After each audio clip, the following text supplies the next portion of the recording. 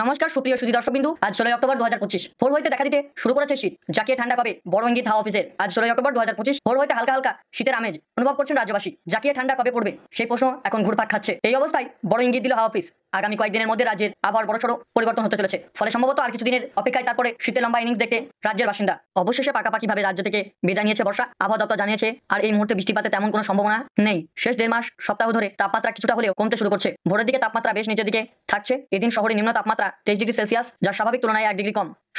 সর্বোচ্চ তাপমাত্রা 32 degree Celsius, যা স্বাভাবিক তাপমাত্রা। হাওয়া অফিস জানিয়েছে গত কয়েকদিন দক্ষিণবঙ্গের তাপমাত্রা ধীরে ধীরে নিম্নমুখী হচ্ছে। কলকাতা, হাওড়া, হুগলি, মেদিনীপুর, বীরভূম, বাঁকুড়া, পুরুলিয়া সহ একাধিক জেলায় ভোর ও রাতের দিকে হালকা ঠান্ডা অনুভূত হচ্ছে। তবে এখনো রাজ্যে জাকিয়ে শীত নামার সম্ভাবনা নেই। অক্টোবরের শেষ ভাগ বা নভেম্বরের শুরুতে তাপমাত্রা আরও কিছুটা কমবে বলেই পূর্বাভাস দিয়েছে আবহাওয়া দপ্তর। তবে উত্তরবঙ্গের কিছু এলাকায় এখনো রয়েছে হালকা বৃষ্টির সম্ভাবনা। আবহাওয়া দপ্তর জানিয়েছে দক্ষিণবঙ্গে আকাশ আপাতত পরিষ্কার থাকবে। কুয়াশার দাপট জেলায় জেলায় দেখা দেবে। বিশেষ করে নদিয়া, মুর্শিদাবাদ, বীরভূম ও উত্তর চব্বিশ পরগনা গ্রামীয় এলাকায় কুয়াশার প্রভাব বেশি পড়বে বলে ইঙ্গিত করা হচ্ছে। শীতের আগমনের শুরু। রাজ্যে শীত কতটা পড়বে তা এখনো স্পষ্ট নয়। তবে হাওয়া অফিস জানিয়েছে আগামী কয়েক সপ্তাহে তাপমাত্রা বেশ খানিকটা নামবে। তবে আবহাওয়াবিদরা মনে করছেন অনুমান চলতি মরশুমে শীতের প্রকোপ সাধারণের তুলনায় কিছুটা বেশি হতে পারে। এমনকি বিগত কয়েক বছরের তুলনায় পারদ নামতে পারে আরও নিচে। ফলে বর্ষা বিদায় নিতেই রাজ্যে শুরু হয়েছে শীতের আগমন। এখন শীত কবে জাঁকিয়ে পড়ছে সেদিকে তাকিয়ে রয়েছে সকলে।